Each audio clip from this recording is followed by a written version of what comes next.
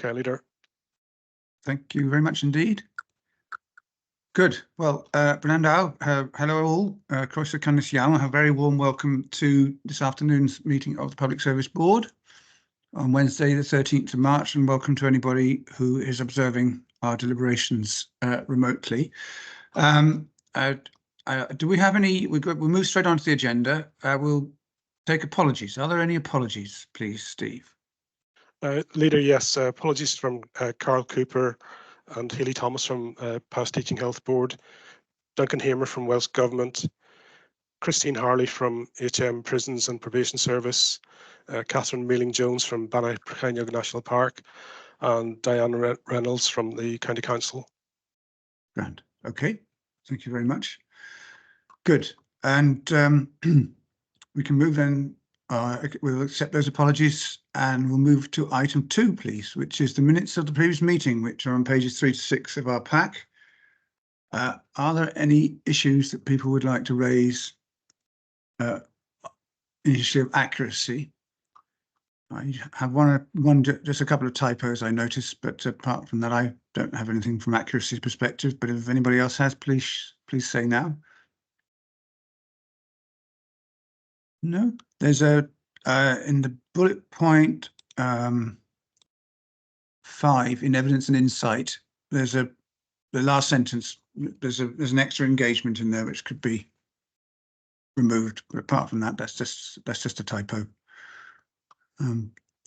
With that alteration, can I have a proposal that we accept those minutes, please?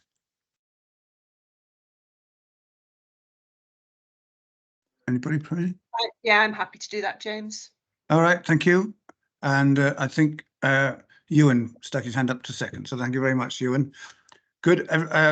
I'll take silence as acceptance. We don't need to go to a vote. As long as there's no dissent, then we can accept them. So thank you very much. That's that dealt with.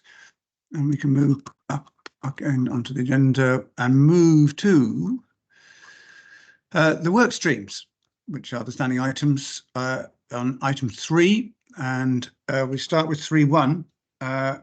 With Alison or Meredia, are you taking us through this? It's pages 7 to 12 of our pack. Yeah, hi. So thank you. I think we've got 10 minutes or so, have we? And we have some slides, which yeah, that's fine. Yeah, okay. Yeah, we have some slides which hopefully are appearing now. So update then on the whole system approach to healthy weight. Can you see the slides? Yeah, we can. So yes. Yeah, okay. If we Messi, okay to go on to the second slide. So I thought it'd be useful to have just a little bit of an overview of where we're at. So just to remind you that we're following a national methodology for this. And it's a very complex system, the obesity system, and we're following this national methodology that you can see on the right-hand side there. And we are at step 7, moving into step 8. So we're at the action plan stage and moving into the mobilisation and implementation phase. So just a little bit of a reminder of the methodology that we're following there and just a bit of orientation. We go on to the next one. So as you will know from previously, having worked with stakeholders, we've narrowed the system of the subsystem of focus down to children, families and access to healthy food. And within that, through stakeholder engagement, we've identified these four themes that sit underneath there. So breastfeeding, introduction to solid food. So in other words, weaning, cooking skills and affordability of healthy food. And then we move, so that's just really by way of reminder. We move on to the next slide and I can give you a bit more of a sense of progress in the last quarter, so quarter 4 update. So we have strategic steering group in place now in order to oversee the development and delivery of the strategic delivery plan. And that group is meeting every 2 months. That group has its own plan, which is the strategic delivery plan. That's in place and has been informed by stakeholder workshops and engagement that took place at the end of last year. That plan, having been drafted, has been discussed at the steering group in January, and it's been updated to reflect discussions at that meeting. And then we get more into the action phase, really, because it's important then to say that underneath that group, we now have commenced the work to establish a number of working groups, so that we'll have working groups for each of the themes. So in other words, breastfeeding, introduction to solids, and so on.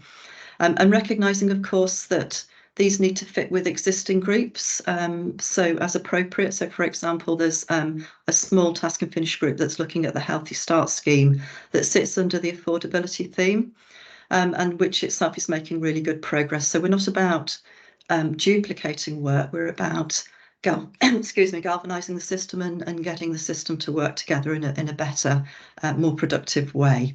So work, as I say, in happening and progressing well to establish those working groups. And then also under those groups, for each of those groups to have their own detailed action plans for their own areas of focus. So that's started, recognising again that each of those groups will be at different stages of development in terms of their action plans. Some of them are yet to be fully established, but some of them are already in place. And again, that's taking account of existing work and existing groups. For example, in relation to breastfeeding, there already is an infant feeding group. So it's about how we enhance and build on the work that's already in place. So that's a bit of an update in terms of Q4. And then the final slide then, just to give you a sense of the next steps. So the working groups being established for each theme, as I mentioned, will then be working on their own detailed action plans and progressing with implementation of those actions. And of course, as I've mentioned, the strategic steering group will continue to meet every couple of months to oversee progress in relation to that. We've got some particular areas of work that we'll be progressing during Q1 and Q2 of 24-25 that have already started. So some work on breastfeeding welcome. So that's a scheme whereby across the county we'd be looking at premises, making sure that they're welcoming parents who are breastfeeding their infants, making sure that they've got a welcoming atmosphere and that they promote that to parents so that parents are supported to breastfeed. And then also in relation to cooking skills, so some work starting up in relation to that. And we'll be doing some further work on network analysis as well, which is part of the national methodology that I mentioned at the beginning. Further stakeholder engagement will continue to ensure that we're informed in what we're doing by views from stakeholders, and that's captured in our action plans and the detailed action plans for the working groups, and that shapes the work as it goes forwards.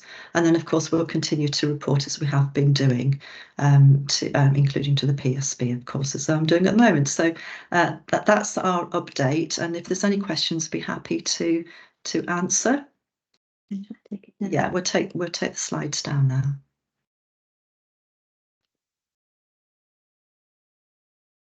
Great, thank you very much. So Does it come down? Yes, it has. Yeah. it has, yeah. So are there any questions? As Alison has, thanks, Claire. Thank you, James, and thanks, Alison. Not really a question, but just to share some information with yourselves. And this follows on from some of the work that Powys has done with yourselves previously around the mapping of food provision, for example, and some of the data that we've been gathering across Powys and from other third sector colleagues through the Community Connectors localities meetings, and that's in regard to access to food. So the Social Value Fund is currently open for applications from the third sector and community groups. And given the data that we were able to analyse, one of the priority areas is around eating better and spending less. So I will pop a link into the chat pane, which gives you a link to the information about that fund, but we're actively promoting that. So if anybody could assist with promoting that out to community groups, that would be helpful as well. And we'll let you know about the outcome of that in due course. Oh, great. Thanks, Claire. That's really useful. Thanks, Claire. Are there any other questions? And the strategic delivery plan is available for where do we access it to have a look at it, those of us who are not directly involved? It's in the papers. Yes, but I'm kind of sorry, externally.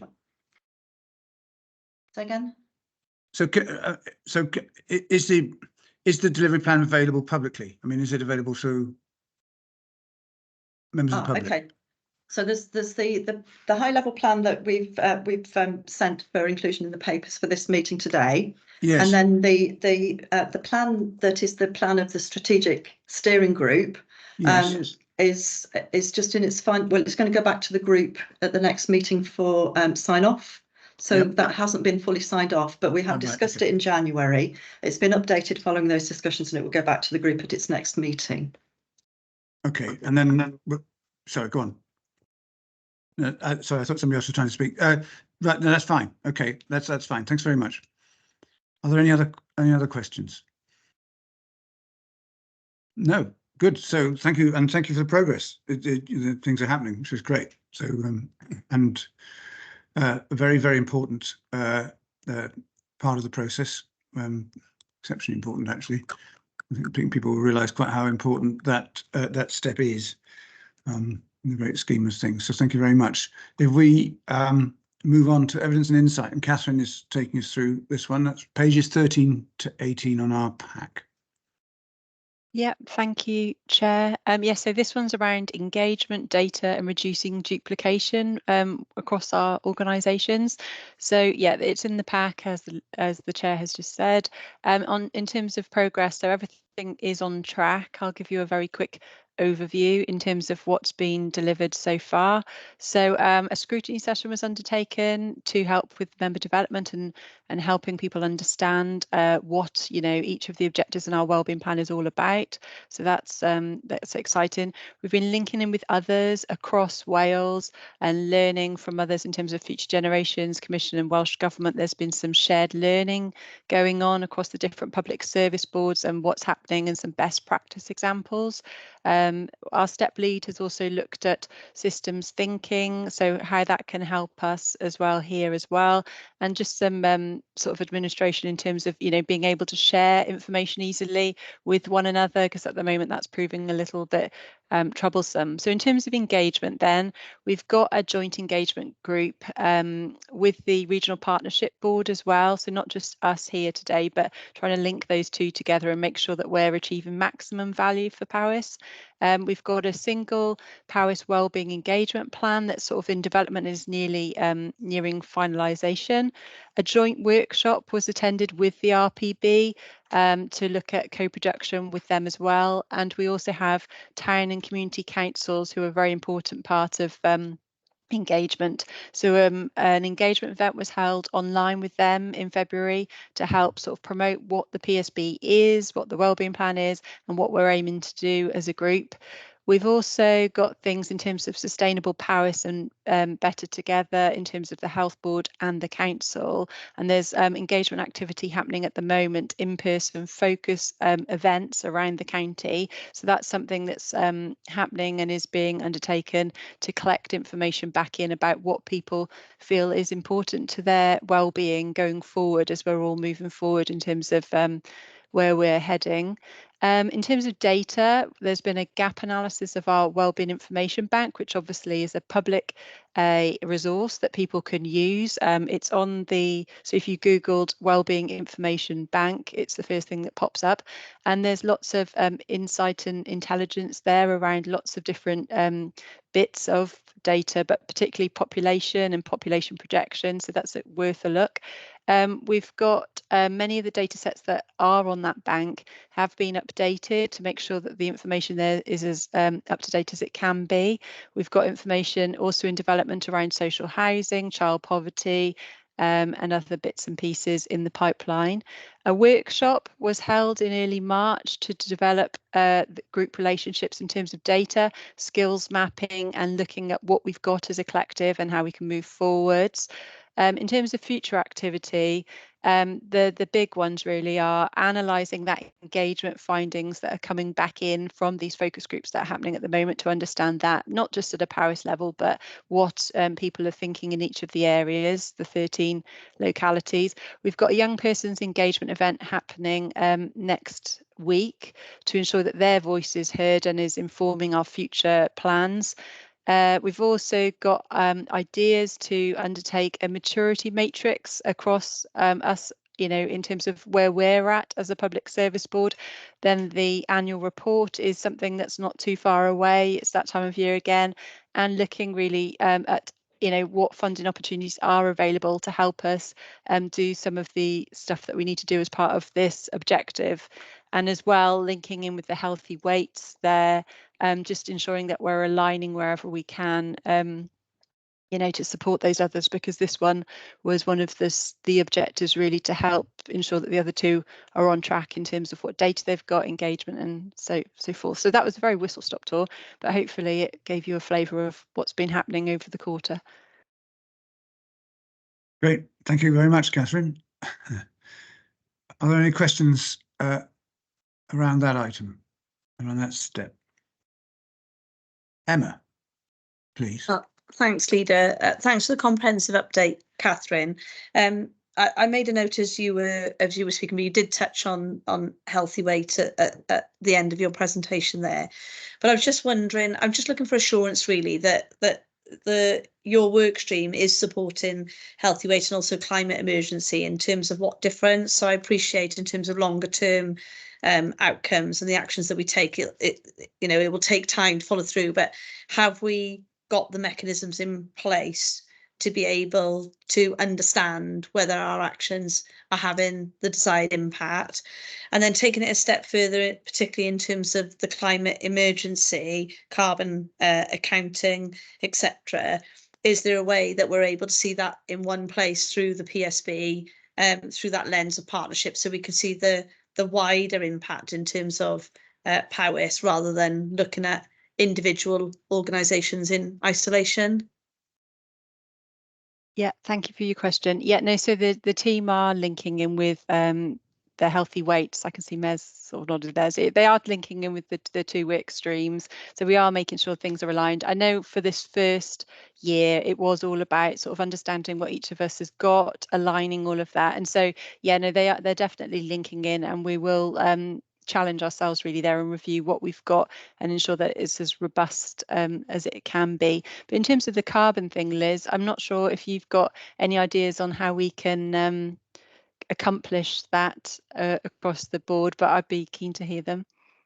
Yes, definitely. Shall I weave that into what I'm saying next? But yeah, absolutely. I think that we are having conversations, and we've got lots of ideas about how that can move forward. Yeah, we'll cover that in the next item then. That's great. Thank you. Mez. Oh, hi. Yeah. I'm on echo. Can you hear me? Yeah, we're getting an echo, but I guess that's because you're with Alison, aren't you? And one of you. Okay. You got two computers. You know, you've got two computers in the same. No. Anyway, far away. We'll manage. Oh, no. Yeah, that's fine. Yeah, that's fine. Yeah, sorry, we've just completely done mine on mute.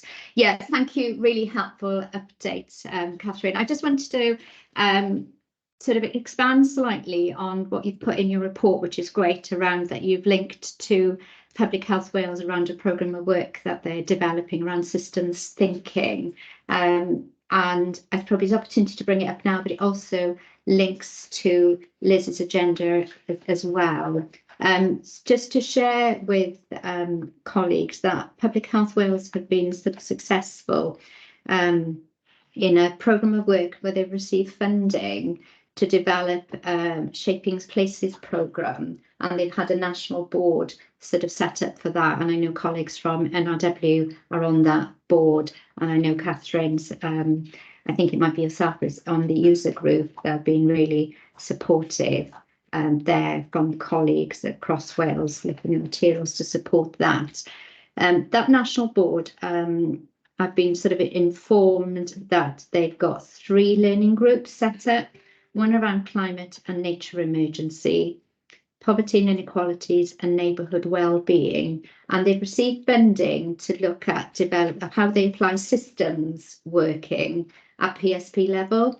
So obviously I've already shared that the weight management approach is developing a systems thinking work element really, and all health boards across Wales are applying that methodology. around weight management element. So I've been having conversations with Kieran Humphreys, who's leading that work in Public Health Wales, to look at actually whatever the work that's going to be going on nationally to support PSBs, it actually needs to link really around our PSB wellbeing priorities sort of areas element. So there is a natural link to some of their work programs around climate change, and I have actually emailed Kieran this morning to say, well, of the 3 priority areas in the PSB sort of land that link to climate and nature emergency.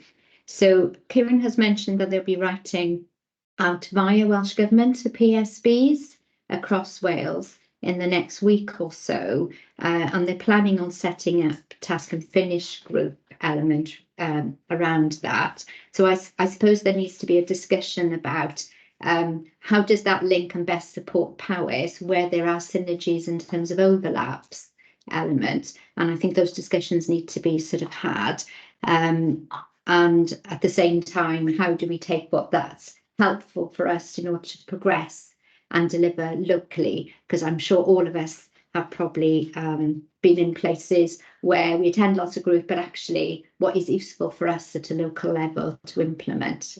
So I don't know, Catherine, whether you want to come back in on that in terms of the group that you are attending, and equally in terms of colleagues from NRW. I know that there's a colleague, I think, across Wales who sits on the national would call board really for the Shaping Places programme. Right, Catherine. Are you able to answer? No, I haven't attended a board, but I'm going to investigate. I haven't been part of anything there. Sorry, Mez.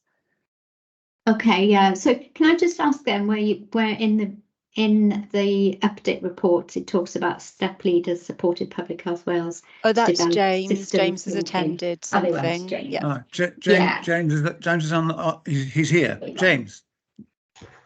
Yeah, it's just to add to that one. Yes, I've been supporting them from the helping them prepare the materials for the what would actually be useful from PSB's perspective in terms of the actual materials rather than the actual formal implementation of it. But yeah, I think the 3 areas they've looked at, I think they very much, there's a lot of synergy between our PSB work, but I think it's more actually for us, as such one thing, how we operationalise it usefully now. The near finalising of the resources is my understanding. Right. Mez, does that answer your point? Yes, it does. I think it's just being mindful of the links, and I think we probably do need to have a discussion either outside the meeting in terms of being made aware that these 3 groups are set up. They are looking to see how they support PSBs.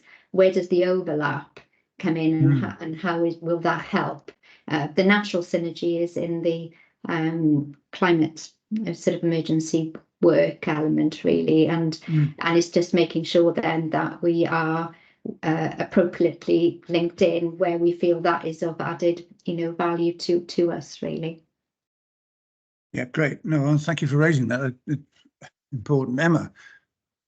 Yeah, thanks, Lida. I wasn't cited on this work, but I'm grateful for Mez to raise it. I'm just thinking aloud really in terms of there does seem to be a good alignment actually, whether it be with the PSB or with elements in from our sovereign bodies in their own right. So for instance, yeah, climate emergency on the agenda today, and Liz will be giving us an update. But the poverty, we've got the poverty task workforce that we're also working in partnership on, so that might be something to have an update here in future. And clearly the wider well-being aspect is important. From a neighbourhood perspective, I'm just wondering whether we should have an update from the community community network. I'm just trying to think, forgot the wording has just gone from my mind, that Faye Smith is on for community us. Safety, yes, community safety network, whether that would be important. Thank you, Leader. But I do wonder whether would it be appropriate to nominate our programme leads to link in with the task and finish groups, mayors, so that we can make that link then in terms of that system working and the work of Public Health Wales to then align with what we're doing, so that we can do this once and we do it as well as we can. And I just thought that might be a way forward that our respective programme leads link in on those task and finish groups? Yeah. Would you Or like me to come objectively, back sorry. in? Yeah. Would you like? Sorry, are we on? We're on. Yeah, I'm conscious as well that Gavin's got his hand up. So yeah, I think for me, this having that discussion about who is, you know, where there's synergy really to making sure it doesn't make sense to me that somebody from the weight, Alison, you can contradict me if you like, but I think we've had this conversation. It doesn't make sense that anybody from the weight management sits on it because we already have a separate systems element. But where are these task and finish groups? That it's a great opportunity, isn't it, to do things once and for the right people to be linked in. Yeah, so support what you're saying, Emma. Good, excellent. Gavin. Yeah, I'm just going to say, I think I heard reference to this in a Protecting Health and Wellbeing in the Climate Crisis webinar back in November, I think it was. But yeah, we'll follow up to understand a little bit more. But clearly there's there's links that have been made there in relation to the climate, wider sort of climate work. I think I saw somewhere in terms of the option of joining some learning cohorts as part of this. So yeah, I think it's one for us to explore and understand how it fits into what we're already looking at in terms of climate change, and something that Liz can talk us through in a moment. Oh, excellent. And actually, this just sums up the value of the PSB, doesn't it? There's this information exchange that's just been taking place in the last 10 minutes, describing things that I knew nothing about, but now I know a little bit more. So that's really useful. Good. I don't see any other hands. So thanks, Catherine. That stimulated a really useful discussion. Great. Liz, let's move to your item. Lovely. I'll just share my screen and a presentation.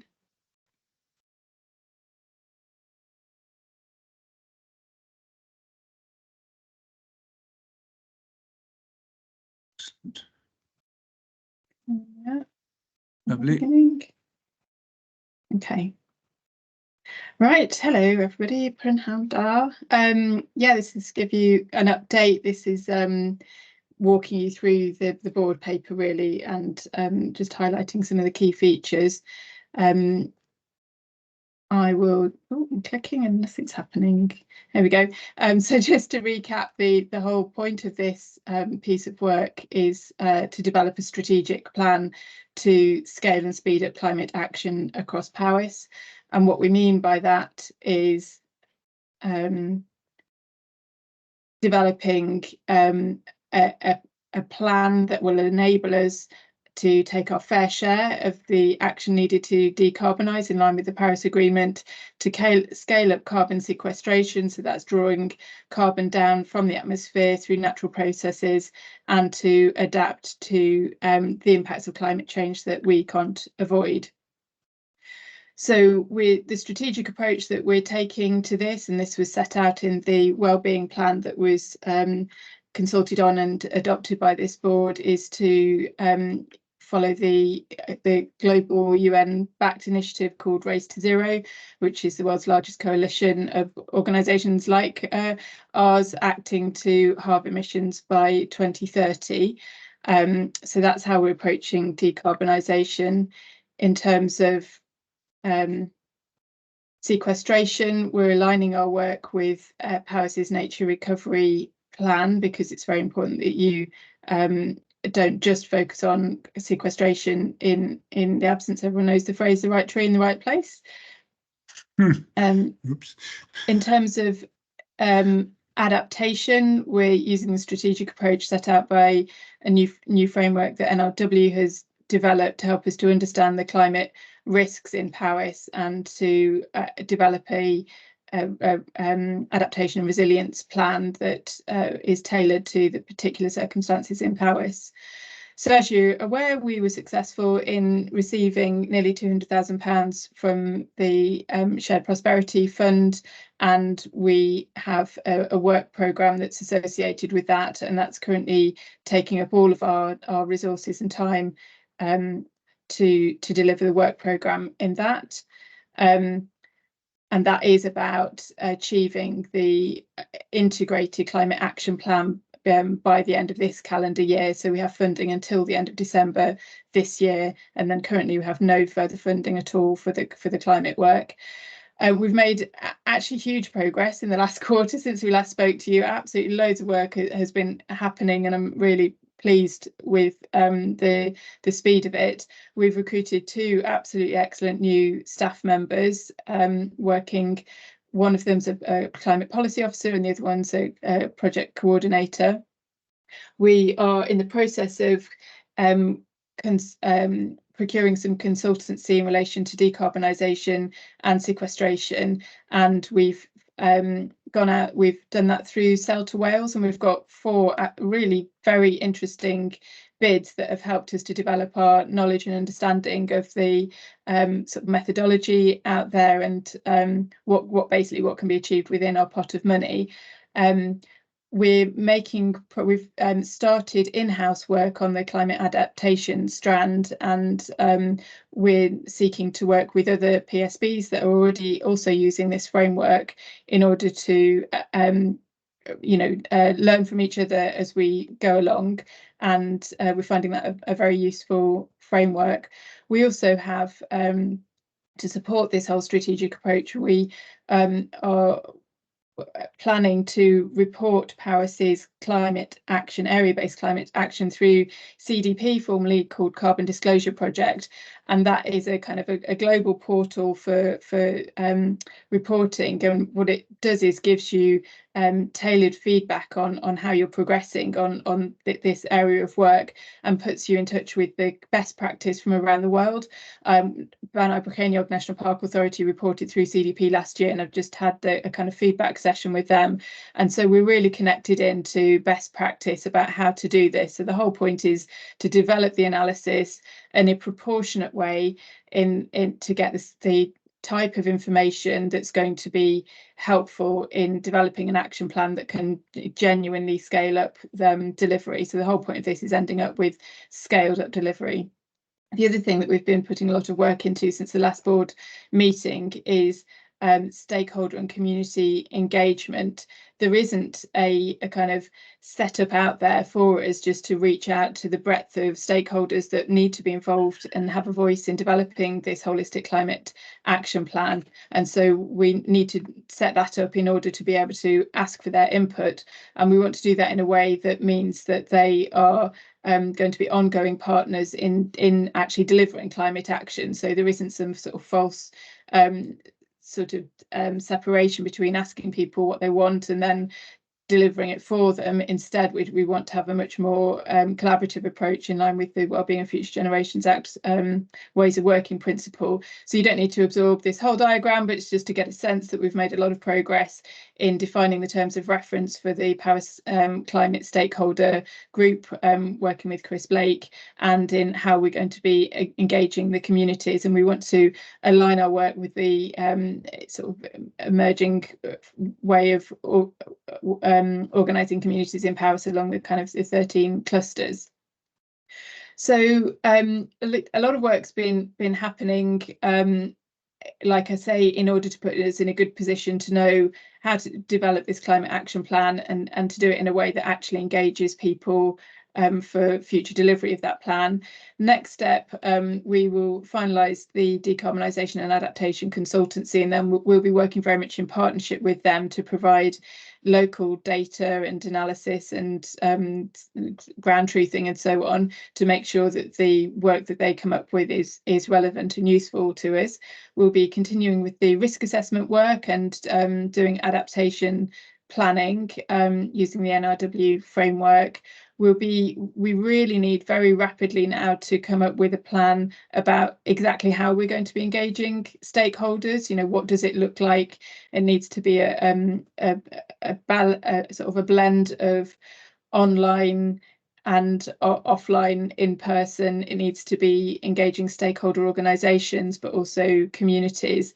And the sort of what's clear globally as well as in the UK is that when people are kind of asked what they think about climate change, they feel very strongly about fairness in the transition to net zero, but they also care about process, and they want to know that they have had the opportunity to have their say and that they've been listened to. So we need to have a process in place where people are listened to, but also that there's visibility of that engagement process so that we can point to it, and that gives legitimacy to the situation. And one thing we're sort of considering closely is the role of town and community councils in that process, because that's an added layer of democratic legitimacy if we work in partnership with them as well. So the next thing on my list is feasibility studies. So part of the the shared prosperity funding was to develop some feasibility studies. They're really going to be some deep dives into understanding what the main barriers are to achieving the climate action plan that we set out. So that will come a little bit later on in the process, but we need to start thinking soon about what those might be. And I'm envisaging there'll be some kind of thorny issues that really cut across lots of the things we're doing, particularly food and drink production and consumption, obviously relates to the other step as well. Fundraising, we really need to start on that, and one of the things I highlighted in my board paper was that we really do have a cliff edge of funding at the end of December, and that's starting to introduce jeopardy to the project, because we're needing to make decisions now that rely on an understanding of whether or not Powys Public Service Board will be the kind of the holder of area-wide climate action into the future, is it or not. And so, you know, I think we're all familiar with very short-term contracts. We would do well to keep our staff that we've spent a lot of investment in getting, if we're not able to extend their contracts. And clearly beyond this action planning phase, we will need to have the next phase of raising money for delivery. And so it would be it's necessary to continue staffing in this area if we're going to realise the benefits of the work that we will be doing this calendar year. We've talked about the sort of data and insights work, and we have been having ongoing and close conversations about that with that other step, and also with the Powys County Council Business and Intelligence team. And really what we need to have is a public-facing platform where we can share a lot of the information and analysis we're developing in a way that is accessible to the public, and which provides very clear signposting to anybody who might want to get involved about what they can do. So that might be an individual, a member of a community group, a member of a stakeholder organisation. So there's a huge amount of information out there. We'll be able to provide kind of Powys flavour and specificity to that, and we really need the functionality to be able to move forward on that. And so conversations are starting about a Powys PSB website that wouldn't just necessarily focus on climate, but sort of wider PSB, add value more widely. But clearly I have an interest in this being communicated well, for the reasons I've already said. I want to flag that there's an platform called One Planet that is a absolutely fantastic tool for visualizing the kind of ecosystem of people and organisations working on different issues. It was set up to support work in relation to the Sustainable Development Goals, and it could be tailored to the Wellbeing of Future Generations Act. And the idea is organisations and individuals would upload information about what they are, their projects, what their aims are, what they're trying to achieve, milestones, and how far along they're getting, and outputs. And at a click of a button, you can see who's doing what in, anything from water, social issues, but in this case, climate change. And I think that's something that I really want to take forward in terms of a PSP conversation about whether we could invest collectively in that, not just this year, but on an ongoing basis.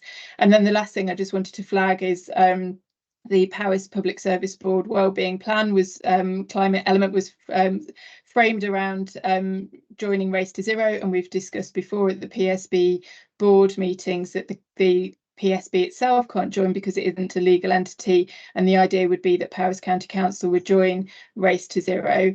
There was a meeting last week hosted by Derek Walker, Future Generations Commissioner, to bring together leading people across Wales, local authorities, to discuss Race to Zero and to find a coalition of the willing, really, about moving forward. And there is a sense of momentum. This is just a sort of indicative map of the momentum towards that. And I would very much hope that Powys County Council can move towards joining Race to Zero in support of the work that the PSB is doing. And we've had separate conversations. I'm very happy to recap on those about the specific ways in which the PSB can make sure we're doing all the legwork to support that membership. And it would just be a case of the application coming from the council. So I will finish there and happy to have any questions. Right. Many thanks, Liz. Before I bring Emma in, I'm going to do something really unconventional now, and I'm going to ask everybody to if they've got any questions around Liz's presentation, and I'm sure we have, and there's the issue particularly around the Race to Zero issue at the end, which we do need to discuss. But the reason I'm going to ask them to park those questions and come back in, if you don't mind, Liz, in about quarter of an hour or 20 minutes time, is that we have with us Alison Perry and Paul Clark. Alison Perry from the Police and Crime Commissioner's Office and Paul Clark from Powys Police, who have a presentation to make. I know that Paul has to leave at 3:05. So if they could make their presentation and have our discussion about that, and then we come back to you after that, would that be okay? Yep. I'm sorry, I apologise for the slightly unconventional way of doing this, but there's no other way around it, because I think we do need, if we take questions now with you, we could well overrun time for them. So Alison, Paul, very warm welcome, and welcome. The floor is yours. You're the next item on the agenda, so to speak. And as I say, I do apologise for this slightly lopsided way of doing things, but far away. Oh, round everybody. So, yeah, thank you for accommodating us and changing the agenda. Thank you very much. Yeah, so Paul Clark. So I'm the Principal Crime and Intelligence Analyst within Powys Police. And I've got a number of analysts who sit in my team who undertake various range of analysis. One of the areas that we look at is strategic analysis, and I've got Julie on the call, Julie Davis. She's a strategic analyst and is the author of our strategic needs assessment relating to the serious violence duty. We've got a couple of slides today, but we'll just talk you through. I'm not sure everybody's base knowledge of the serious violence duty, so forgive me if I am teaching you to suck eggs, so to speak. But I'll start at the beginning, and we'll work through. So, Julie, if you want to move the slide on, if that's okay. Yeah, so just a couple of bullet points there about what we're going to talk about. So yeah, we'll touch on what the serious violence duty is, touch on what strategic needs assessment is, which is what we've completed in my team, explain how we define violence within Powys in this context, and then I guess the crux of it is the key findings of the serious needs assessment, and then how that's led on to the serious violence strategy, which is and then some of the key priorities which are going to be worked through as a partnership moving forward over the next couple of years. So next slide then, please, Julie. So yeah, what is serious violence duty? So just a quick overview. Back in April 2018, I think it was, the government published, the government in Westminster published their serious violence strategy, which was a response to sort of increasing knife crime, gun crime and homicides throughout the country. And the strategy was a call for local partners to work together across different sectors, including police, local authority, health, and the voluntary sector, to adopt a multi-agency approach to reduce violence in their area. And then in 2019, the UK government brought forward some legislation and changed some legislation to produce the duty then to force these partnerships then to understand what serious violence is happening in their area, what it looks like, and then to put a response strategy together to mitigate that harm. So the duty, there was 2 parts to the duty then. One was to take a strategic needs assessment, which is an evidence-based analysis of the prevalence, impact and cause of violence in their areas, and then secondly, develop and implement a strategy with solutions to prevent and reduce violence in their area. And the whole concept was built around the public health approach. I'm sure everybody, or most people on the call, will have more of an idea of what it means to me, but in essence, it's understanding what the problem is, identify those risk factors and sort of drivers. So what are the causes that are causing serious violence in our area? So get to the root cause, evaluate sort of interventions that have worked previously, put them into practice potentially, and then obviously review that after with those implementations have been adopted, review them to find out how well it works. So that's the public health approach, but I'm sure everybody on the call is more familiar than myself. Next slide then, Julie, please.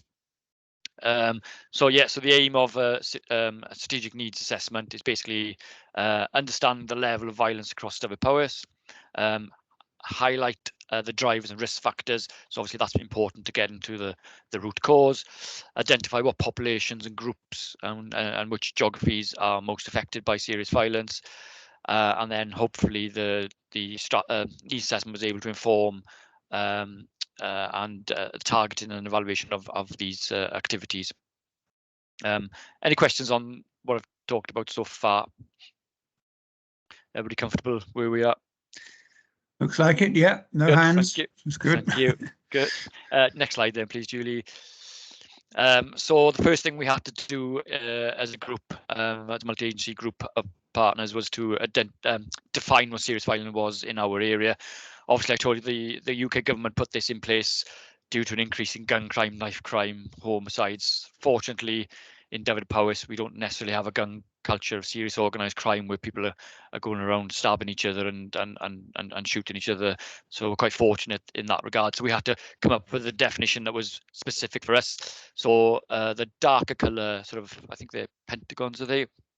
Or hexagons. You can see what we included within our definition. So it was homicides, which is a crime category, violence against a person with injury, which is assaults with injury, that was a crime category, sexual violence, which included rape and other sexual offences, robbery and aggravated burglary.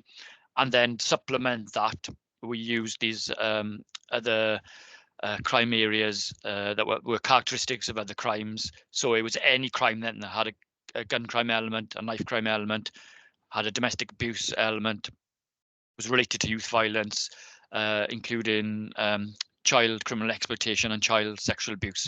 So fundamentally, it was those 5 main categories, but then any other crime that had the characteristic of the lighter colour boxes there. So that was our definition for us. And then if we move forward, then we can see what that looks like over time then. So yeah, we've just got the last 5 years worth of data using that definition of serious violence.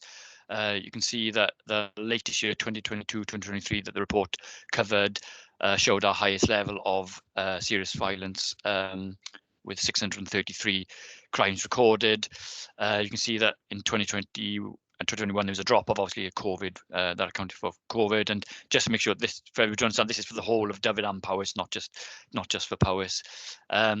So there's probably some factors in that police data is very difficult to rely on, in that we have to rely on people contacting us to report these crimes first of all. So people have to report it for us and our internal mechanisms for recording are always constantly trying to improve to make sure that we accurately record crime. So you can see the increase. So some might be through, yes, there's more violence in society, but I suspect some of it's also due to increased public confidence in reporting to us, and probably most relevant is our processes internally for actually capturing recorded crime. But you can see that behind every one of those 6,033 crimes, there is obviously a victim, and there is obviously demand then on the police and then other partner services, because obviously we're aware of it. So yeah, next slide then, Julie. So this just gives a breakdown by the sort of 4 counties that we've got. So in relative terms, obviously Carmarthenshire is the biggest county for 2022-23, had the most crimes. You can see Powys there then is in 3rd place then, and that's proportional to the our populations, if you like. So Carmarthenshire is the largest population, Ceredigon's the smallest population, so it's all relative there. The next graph on the right, which shows it relative to population, Powys still sits at 3rd, and then Ceredigon jumps from last to highest when it comes to crimes per 1,000 population. But we think that's probably to do with the influx of tourists, potentially in Pembrokeshire and Ceredigion. So they have an influx of tourists, which causes which partake in violence. But when you compare it against the resident population, you get a higher rate. And next slide then, Julie. So what were the breakdown of the violence? So majority of our violence there is violence with injuries, which is your more serious assault. So it's any sort of assault where the person has been injured. And over the last 5 years, that's just shy of 20,000 crimes, followed by the other sexual offences. So those are all sexual offences that aren't recorded as rape. Then we have rape, and then robbery, and then really low figures of aggravated burglaries. So those are burglaries where violence has taken place at the burglary, and then our 32 homicides over the 5 years, which is fortunately extremely low compared to other parts of the country. And we've just got a couple of boxes in there which just give you the cost of violence to our communities, and there's a figure there of violence costs an estimated of £46 million healthcare system in Wales, with 158 million long-term health-related costs in relation to violence.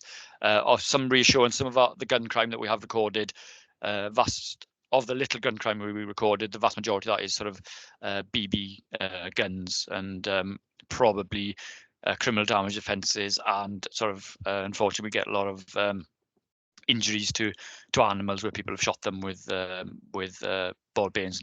Luckily, we don't get too many shootings, or very little actual shootings of victims. Next slide, then, please, Julie. So for us in Powys, yeah, domestic abuse is probably the largest area of violence that when it comes to a theme. And a large jump in the last number of years. So in 2018-19, we recorded 6,791 records of domestic abuse or violence, and then in 2022-23, it's jumped up to 11,000. I think, again, as I touched on, that is probably now we are far better at recording it, and hopefully people are far more confident in recording us. I believe that violence has probably always taken place in our communities, but now we're better at identifying it. But again, that means that there's that many victims that we're aware of, and obviously that's the demand that is put on us and our partners then, now that we're aware of it, which is a good thing, because we can obviously then try to support those victims and understand what's happening in society. Next slide then, please, Julie.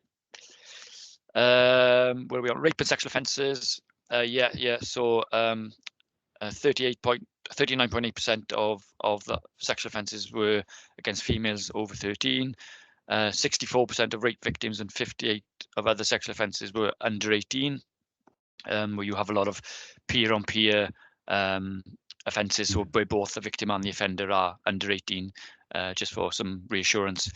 And then obviously 1 in 2 sexual offences women are carried out by their partner or ex-partner. Next slide then, Julie. This just is to show then the prevalence of violence against women and girls.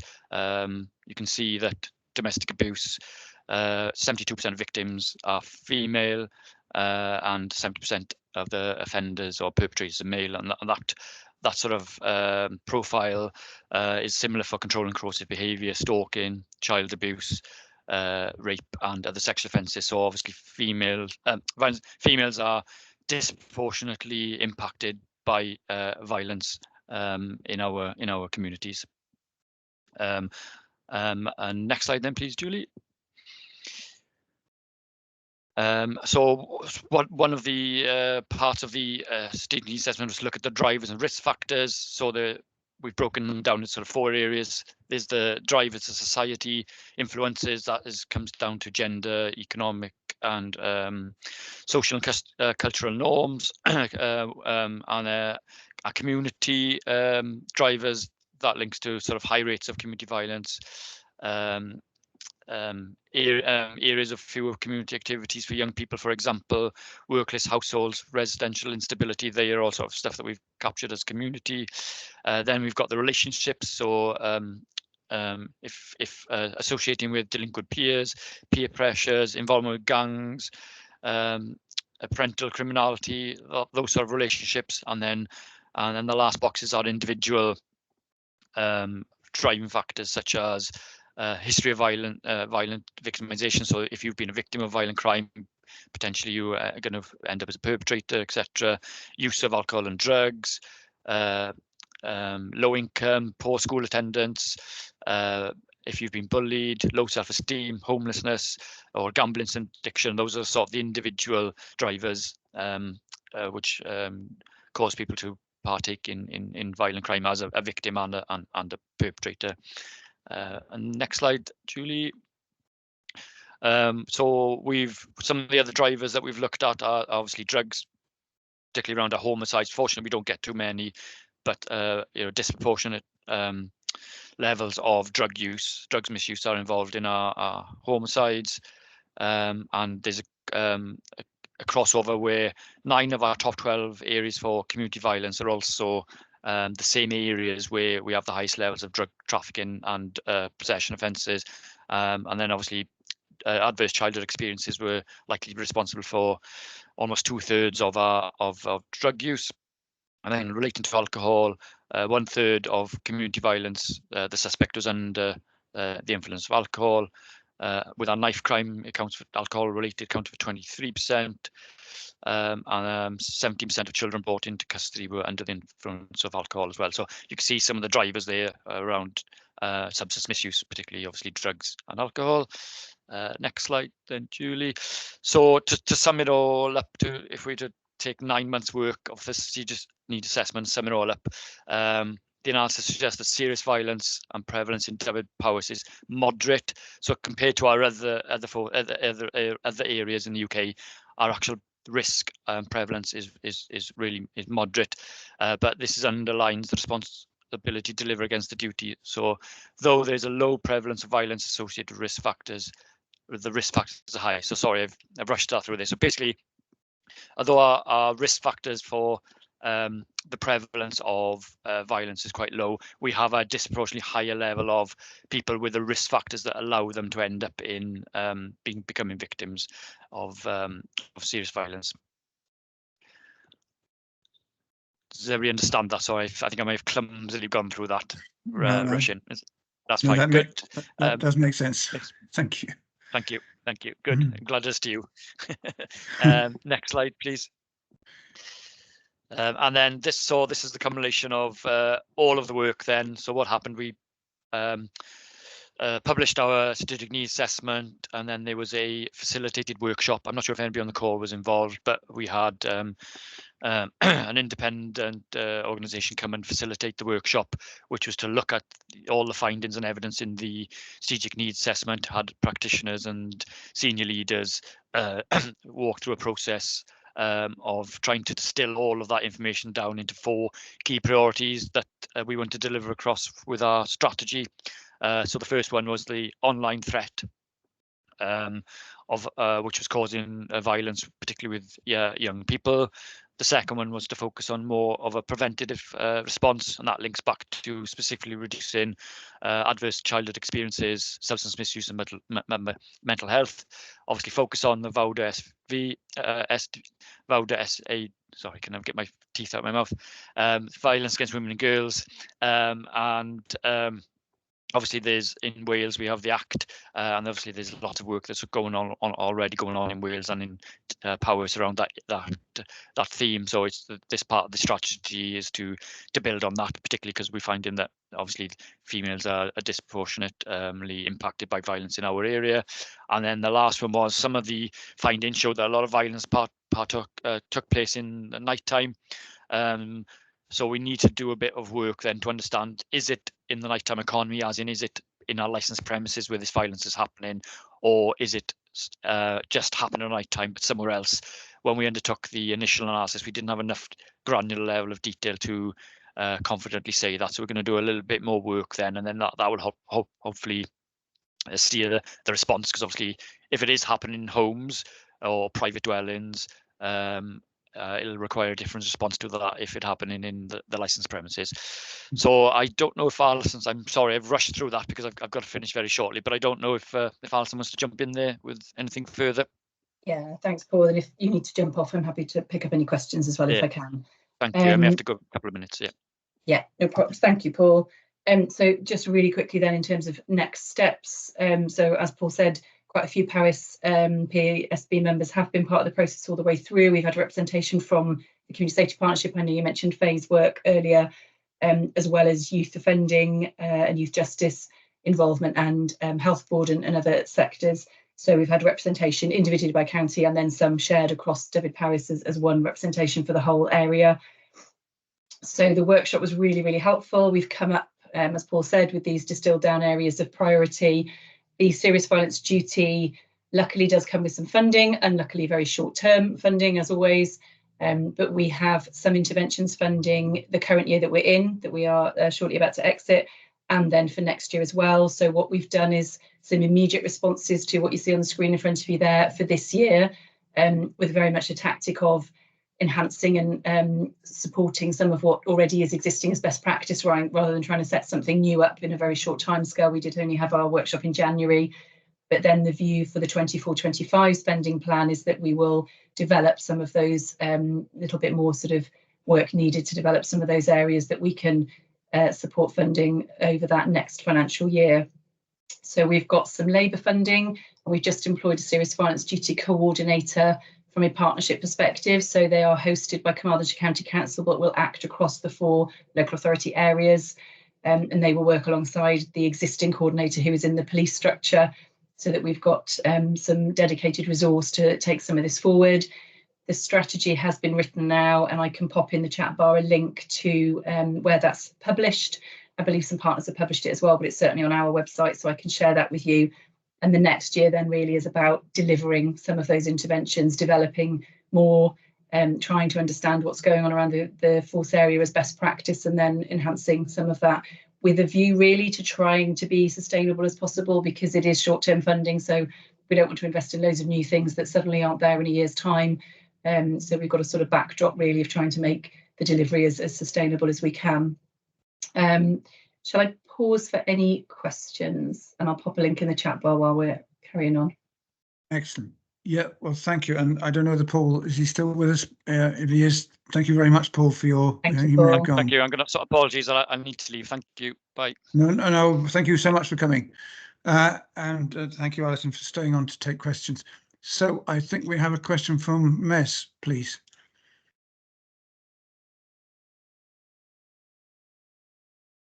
You're very quiet, Mess. Yes. Sorry, it was me, not. Yeah. So yeah. Okay. Thank you. Sorry, just trying with the mute button so it doesn't echo. Can I just say, great presentation. Thank you. Lots of information in there really. So I'd be, if you're happy to share the presentation through the PSB network, I'd be really keen to to look at it again really. So wealth information, and thank you for sharing that with us and the sort of analysis really. I'm buzzing with lots of questions sort of thing. So great in terms of strategy as well. And I think you were answering some of the questions in your 4 priority areas that I was making notes to ask. Some things that I'm just sort of interested from a Powys obviously perspective. I appreciate that you're covering Ceredigion and Hywel Dda area as well. In terms of the serious crime data you put up, obviously Powys was 10.5 per 1,000 population by LA area. Do you have any data that, obviously we compared the LA areas in the David Powys region, but I'd be interested to know how we compared to the Welsh average and also the England-Wales average as well, because it was quite difficult to get a feel, whilst we might have been third in line with the 4 local authorities, where was that in terms of the Wales position, but also England and Wales position as well. One of the questions I was wondering around violence really with injury, you know, was that linked to nighttime economy? Do we know that information? And are there any hotspots in Powys? And then you'd already picked up the ACEs really, and where are we at with so where, you know, families with vulnerable or children, young people experiencing violence in the home, obviously they go to school in the morning and actually you can't be ready to learn, haven't you really, when you're worried about actually what you've experienced in the night? And do we do that link into schools in terms of notification? Is that embedded as a systems approach in Powys?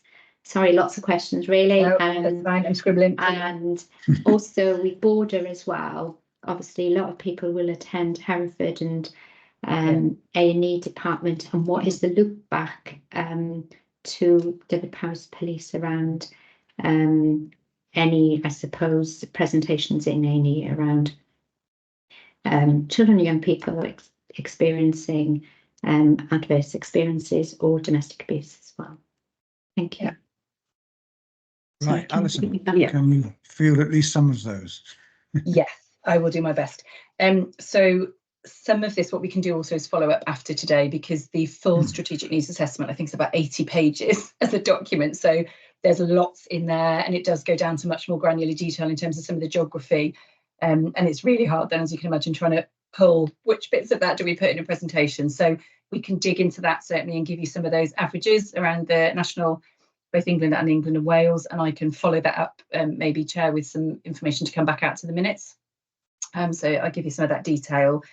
In terms of the hotspots, again, some of that will be in there and we can pull that out and share with you from a nighttime economy perspective. And the bit Paul was covering just before he finished was we do need some further analysis, because at the moment it's showing that it's broadly calling it nighttime economy, but we're not sure whether that is actually actively out in licensed premises or whether some of that is happening in private spaces and homes. But because of the time of day that it's happening, it's being sort of interpreted as nighttime economy. So Paul's team are going to do some extra work around understanding some of that dynamic so that we know where the interventions are needed and how we sort of message those properly. But I can certainly share some extra detail about both of those areas with you. From the educational perspective, we do have what's called Operation Encompass running across the whole force area. So be interesting to get actually feedback if that doesn't happen in any areas, and we can obviously always feed that back.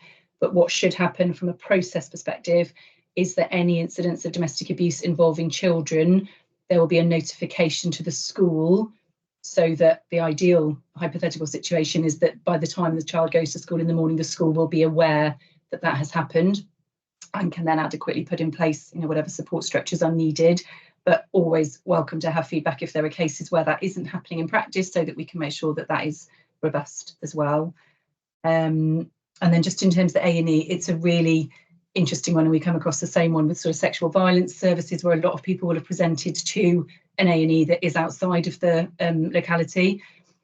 I will double check from a force perspective, but certainly from a provider services perspective, which is the sort of area I cover, our victim support services and offender support services, there are quite strong links from out of area health settings back into children's support services, domestic and sexual violence support services. So they are, I think, as well informed as, you know, we can make them at the moment of where they can refer somebody individually for support networks.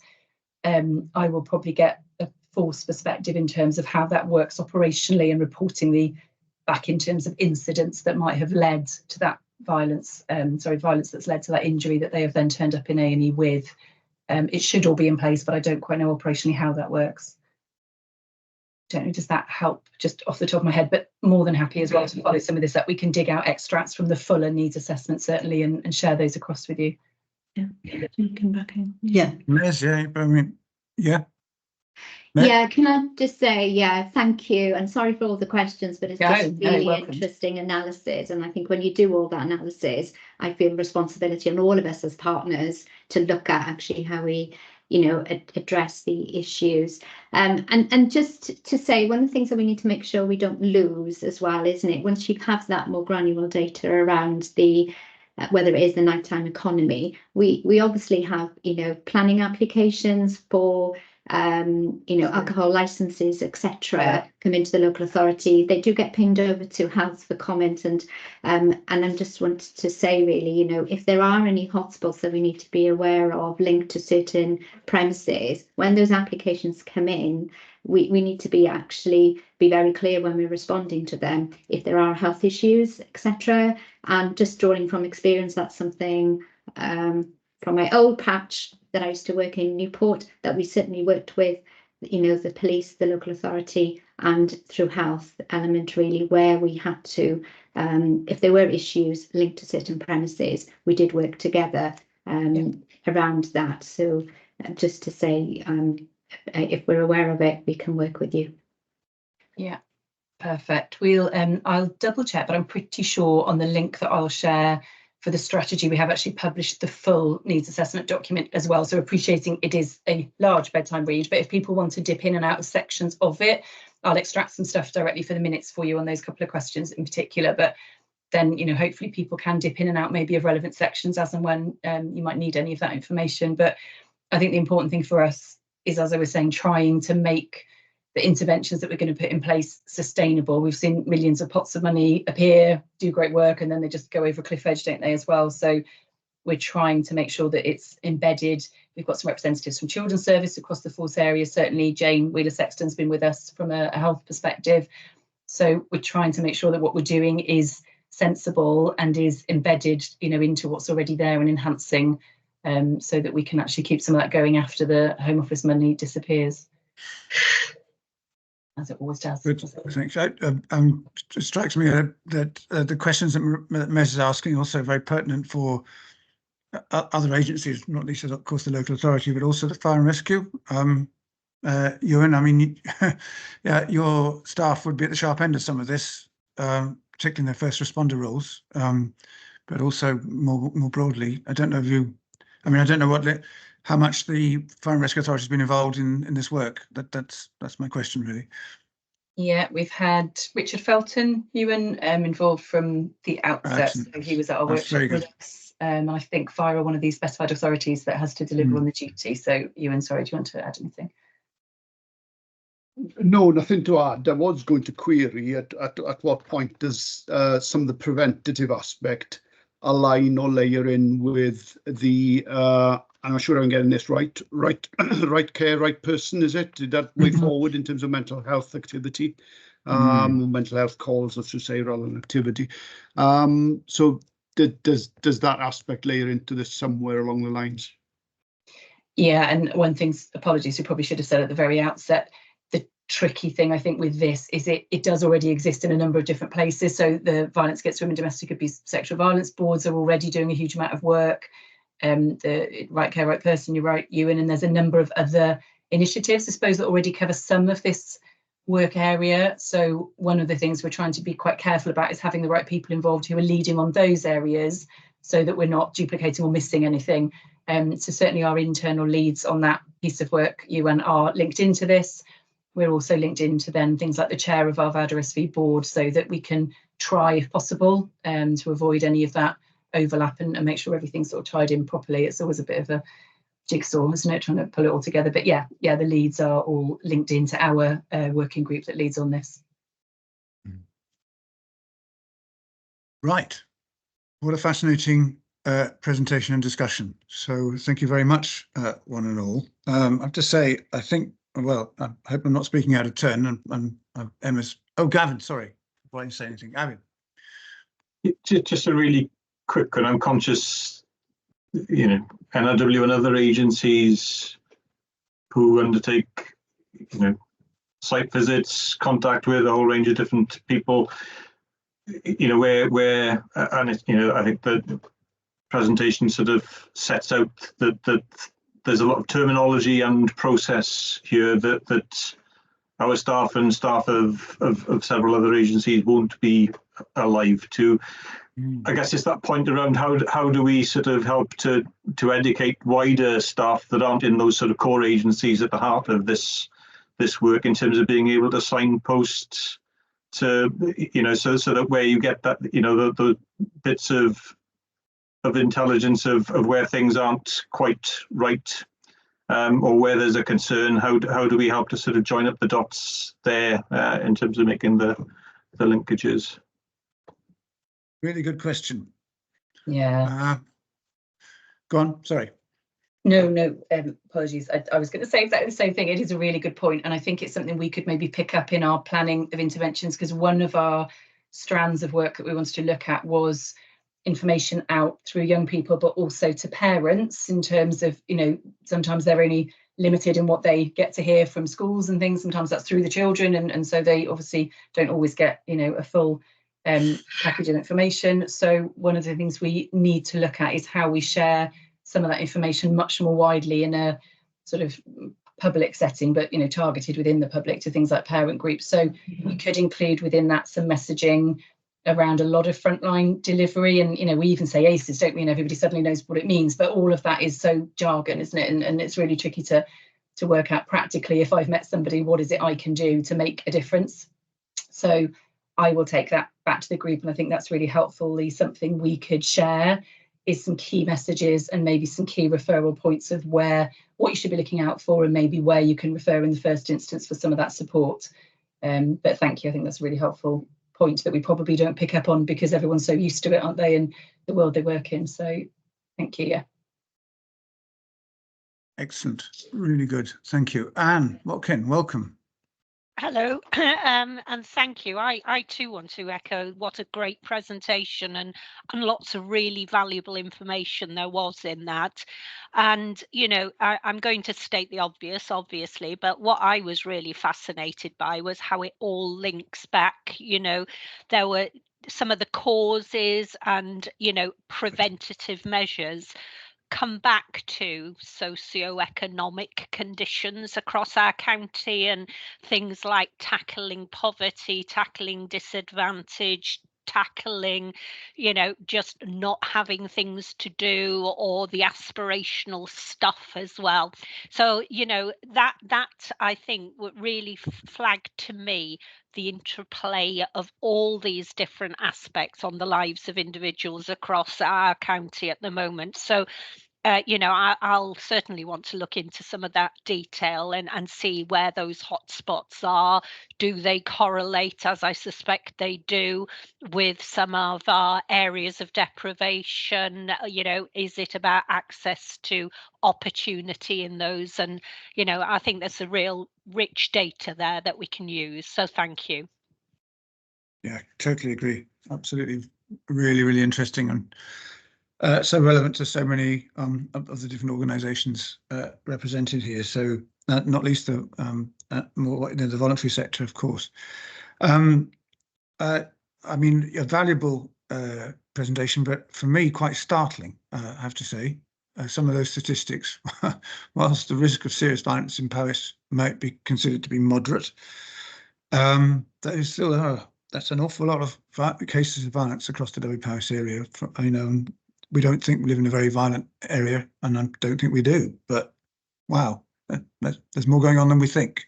And, you know, there's a lot of it unseen, of course.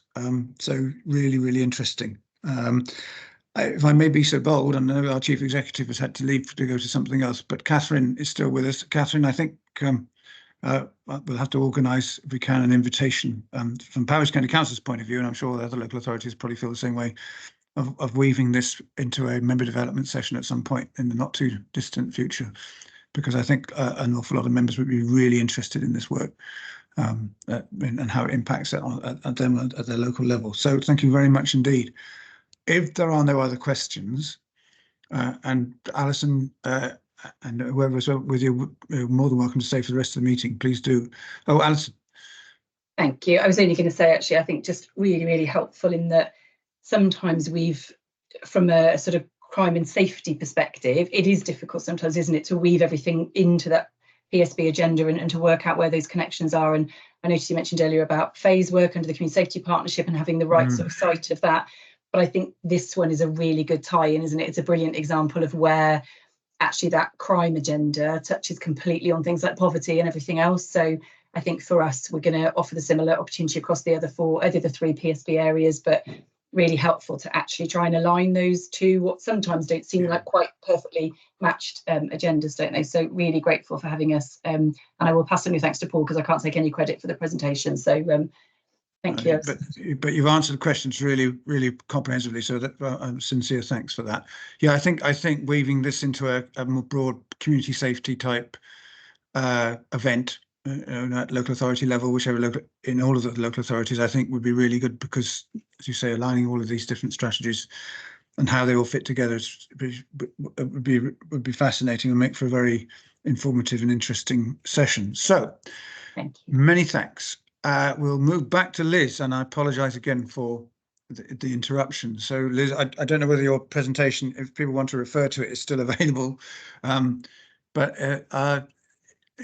are there any questions for Liz on her presentation? And it is a while ago now since we saw it, but is there anybody wishing to add anything? Simone. Oh no, yes, Simone is first. Thank you, and then Gavin. Thanks.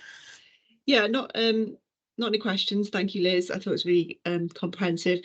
I suppose one of my points I wanted to make, I think Liz mentioned, we put a lot of work, and you all have, and the PSB done a sort of sterling job in leading conversations around that, and it's been really picked up. I've been in conversations all the last couple of weeks with various people around Race to Zero and recognising the work that's been done here. And I suppose one of the things I'd like to know is what the appetite is around from the PSB to support this going forward. We're aware that we're training a lot of staff, we're putting a lot of effort into getting this data, and I suppose it's that key question around the cliff edge that you mentioned, Liz, in December, and how potentially we might be able to support that, and what's needed from us collectively to make sure this work can be continued. And just to say, I really welcome Powys taking forward and discussing the signing up for the Race to Zero, which is a really important collective platform for us to be able to take shared action as a PSB. So just some points and a question, I suppose. Thank you. No, thank you. Shall we take Gavin and then we'll come back to them, if I may? Gavin. Yeah, I think we all recognise the scale of the climate change challenge. Just looking back to the conversation that we've just had on the previous item, and that pointer on need for sustainable interventions. I think this is always going to be a challenge for us in terms of short-term funding pots and how we then translate that into longer-term things that we're able to embed and maintain. And I know that we struggle with that as an organisation. For a number of different aspects of our work, we have got that really difficult funding context, and there is that need to prioritise within the stuff that we need to deliver. One of the challenges that one of the things that we've seen is around trying to make sure that when we're trying to access funding for different things, making sure that things align with Welsh Government policy, so that we're then able to make sure we're better able to tap into different grants and funding sources. So I think there's probably some benefit in exploring what opportunities there are for future funding beyond the current monies that we've got for this area of work, to understand whether there are pots, grants, routes that we can tap into to try to make sure that we're able to maintain this work. It's whilst the funding is short term, the challenge is huge and ongoing. So it's probably going to be a combination of different things, but I think there's probably value in having a conversation there to work out what potentially we can try to tap into in terms of that funding. Well, I suppose this is a comment that can be made across the board.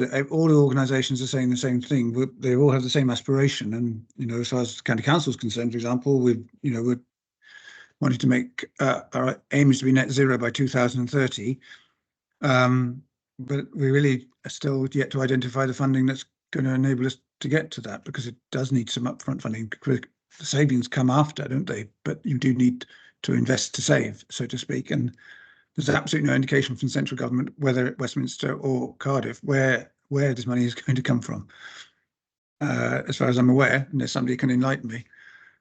So this is a really important conversation. Liz, I mean, I don't know, in your work, have you had any indications about, or any hints even at where funding may emerge from post 2024, the end of 2024? You're on mute. So we need to seriously focus on that quite soon, and it's good to kind of hear that there would be support from the PSB for, it sounds like there would be support to fundraise for the continued work. I think part of what's attractive about Race to Zero is that it's an evidence-led approach that means that that brings rigor and consistency, and those organisations that have got real clarity about a strategic plan to decarbonise and have a pipeline of projects that they want to raise money against are kind of at the front of the queue when there are pots of money, because we know what it is we're raising money for. I guess the issue is that it takes capacity, doesn't it, to then make all of those applications. I'm imagining next year would be very much focused on trying to raise money, not just for the core staffing, but for projects to decarbonise Powys. We will go away and look at where we might get sources of funding. I definitely would like to be able to do that, as we did with the Shared Prosperity Fund, with the kind of backing of the PSB board, that we can work together. I guess it would be good if we could bring that conversation back to the next meeting, with the sense that would there be any creative ways of supporting the existing staffing to be continued, supported by the PSB organisations, if we didn't happen to find a sort of pot of money in the short term, just purely from the point of view of, we've got 2 brilliant staff members and definitely want to give them some more longevity of sort of certainty of employment, because they'll just, there's always a flight risk, isn't there, with really short-term contracts. Anyway, so it's just to kind of, it's for me to raise the big risks to the project. So there's a risk of it not being completed if we don't have more certainty for that staffing. And then there's also a risk of us having a very good action plan, but no resources to raise the money for delivery projects. And that would be, a not good situation for the Public Service Board. Indeed. Okay, thank you. Yes, so bring stuff back to the next meeting of wherever it's got to. We really have to keep on top of this one. Gillian Perry, please. Hi there. Sorry, I'm kind of new to joining the Powys PSB, but I work with Gavin from NRW and People and Places team leader. Sorry to interrupt, Gillian. You're very, very quiet. It's because my thing's on top of my head. Sorry. There we are.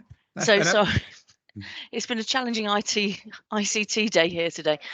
Sorry, I'm NRW. I work with Gavin, obviously, and very close to the work of this PSB, and also Ceredigion. Liz, so I mean, we're quite close to sort of the work you're doing, but you talk about risks there with the project not completing or fulfilling its full opportunity or objectives. Just wondering about kind of timelines or milestones. Has that been written in as well, so that at least there's that kind of checking in point to sort of see that we are on track and things are going to be delivered. And in respect of that, what learning as well has been built into the process, particularly around the sort of Race to Zero approach as well, what learning we can get from that as a concept, as opposed to working in different ways. Yeah, I mean, I can assure you we're very much on track to deliver the project that is funded by the Shared Prosperity Fund, and happy to bring kind of more detailed milestones to future meetings. That's not so much the challenge. The challenge is that a project that is on track could suddenly become very off track if our core staffing isn't there, because they move off to another project because they've got such a short-term contract. So that's really what I'm flagging in terms of the threat to the project. And then in terms of learning, yes, that's something that was raised by Derek Walker in the meeting last week, when it was quite a big meeting, bringing together people from across Wales to discuss Race to Zero. And the idea is that Powys PSB is trialing something new that none of the other PSBs are doing, and a lot of people are interested to see how that's going. And so I think Derek has said that he's sort of very happy to facilitate further opportunities to exchange that learning. I could write reports for this board if you're interested to know a bit more about how it's going. Very, very happy to do that. I'll give you a flavour of it now, or whatever you'd like. But I certainly feel that being part of a global UN-backed framework gives us the opportunity to learn from some cutting-edge practice from around the world that we wouldn't otherwise be cited on, and it's giving us some structure to how we work that we wouldn't otherwise have, because the public sector net zero approach that Welsh Government has got is something I very much fully support, but it's only a small part of the emissions within Powys, isn't it? The public sector emissions, the much wider society-wide emissions from residents and businesses and so on, is something that we as the public sector have a really important leadership and enabling role, and that's what this approach is all about. And that's how we find the win-wins in relation to the well-being outcomes, which is the focus of the PSB. And it's the only way that you can have a just transition is if you have one that is developed in dialogue with people and stakeholder organisations. Otherwise, we very much see the example with farmers who feeling very dislocated by changes to policy and funding that they feel is being done to them without the opportunity to they don't feel sufficiently consulted on. And we want to really kind of do our best to model the Wellbeing of Future Generations Act ways of working in how we're doing this. Thanks. Okay, right. Well, a thorny issue which we can't resolve today, but it's good. You push it up the agenda nicely, Liz. Race to Zero. So I think the proposal. Where are we with it? Yeah. Well, we're in a position where we have the the council, if you chose to, could make a decision to join with the kind of the relevant information about the pledges available, and the process is there, and I've set out the kind of a business case and the resources that would be needed to do that, and how the PSB can support that. Emma Palmer in the chat suggested that we take this conversation kind of out of this meeting and to kind of pursue it with Diane and others.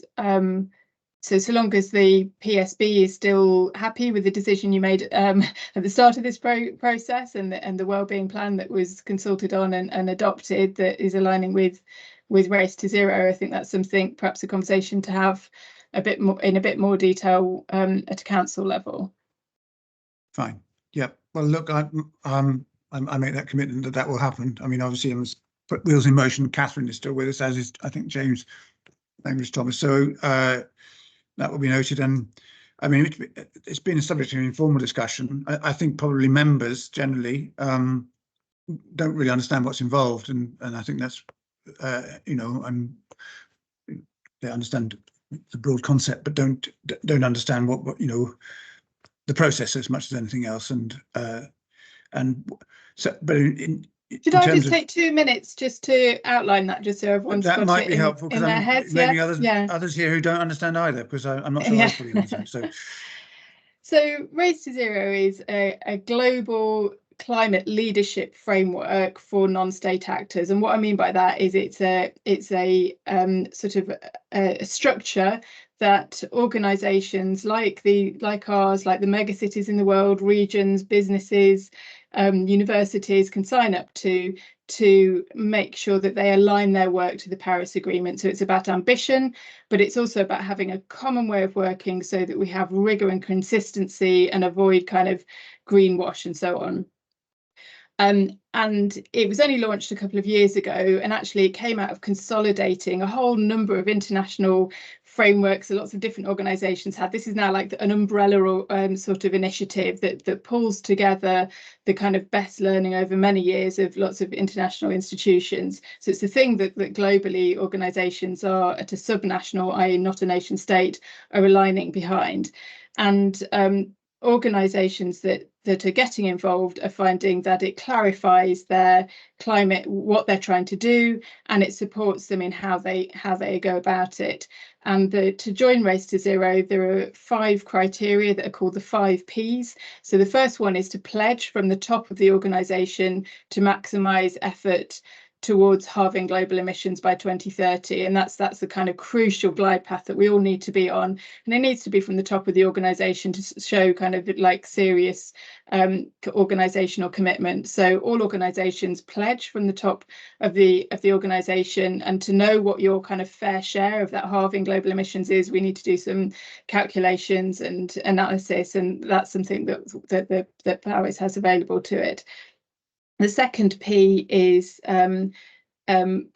So that's to have an evidence-based action plan in order to know how you're going to get on that decarbonisation trajectory. And like we were hearing in the last session around policing and violence, we need to have an evidence-based approach to this. We need to know where the emissions are coming from in order to know what are the key interventions that are needed across all sectors, how we heat and power our homes, how we travel about, what we eat, all of that sort of thing. So the second P is plan. The third P is oh God, that's when my life took like this. Progressing the work. What's the word? So it's about getting on with it. So this isn't about like just waiting for acres and acres of research. It's about actually getting on with cutting emissions, but doing it up in a scaled up way in relation to the pledge. And the fourth P is publish. So that's about having transparency about the climate action that is happening. So Powys would be feeding into a global portal called CDP, formerly Carbon Disclosure Project, and that's part of a humanity-wide effort to understand what's going on in terms of climate action. And there's what's called a global stocktake of carbon emissions, where all organisations like ours and nation states feed into this global analysis of pledges to cut carbon, but also what's actually happening on the ground. And that's the only way humanity knows whether we're on track or not, and how far we're off track to tackle climate change. And the fifth P is persuade. So that's using the voice of organisations that sign up to make the case for rapid climate action in line with the pledge. So that might be conversations with governments about policies that are needed. It might be working with partners in a local area. It might be how we communicate with the public and communities. So it's a kind of those 5 Ps are a really useful structure to how each organisation should take part in it. And the PSB is supporting that work by developing the evidence base to underpin a climate action plan. So that's part of the consultancy work that we were talking about earlier, but also around adaptation, we would be the PSB, like I would be the one who would write the report to CDP, so that's the publish element of it, drawing together all of the action that we've got, and then it would be for Powys County Council to actually press send on the report, but all of the kind of legwork behind it would be done by the PSB. So the I think we've discussed before that quite rightly Powys County Council had some analysis done about the strategic approach that should be taken on climate change in Powys, and looked at the council's work, and there was support for the council, like all of our organisations, focusing on our own operational emissions. But the analysis by Alan Netherwood said that a strategic area-based approach is needed as well if we're going to have society-wide sort of drive to decarbonise and to make sure that we're resilient in the face of climate impacts that can't be avoided. So this is this is how it's happening. You know, this is the strategic approach to you know, making that real. You know, Powys has the opportunity, or already is, you know, being kind of leaders in this field, because we're demonstrating how it's relevant in a PSB context. You know, clearly around the world not everybody has PSBs, but the brilliant thing, one of the brilliant things I think about Race to Zero is how well it aligns with the Wellbeing of Future Generations Act. You know, how well the goals are not just about net zero by 2030, but about a fairer, healthier, greener net zero future, and very much baked into expectations about climate action planning are that we do it in a way that engages communities and stakeholders. And so there's sort of banks and banks of good practice and that is shared within this global network, and those leading the best climate action plans are the ones that are at the forefront of kind of radical inclusivity. So that's, you know, absolutely aligned with you know, with the Wellbeing of Future Generations Act ways of working. And that's partly why Derek Walker, the Future Generations Commissioner, is such a big supporter of Race to Zero, and is kind of very much supportive of what we're doing here in Powys. Great. Okay, that's really useful and very helpful. Well, all I can say at this stage, from the County Council's point of view, is we've accepted the Netherwood report and its recommendations. I think what's happening now is it's working out how to put them into action and how to operationalise those things, and the costs and so on that are involved, which are significant, but you know, will have to be faced. So, what I will do is, Catherine, you and Diane presumably will have conversations about this with Emma, and presumably in due course, what I can request is a paper comes to a cabinet CLT meeting as to where we are with this and what the next step should be, and which would include, I'm assuming that the PSB is still wishing Powys County Council to pursue this course of action.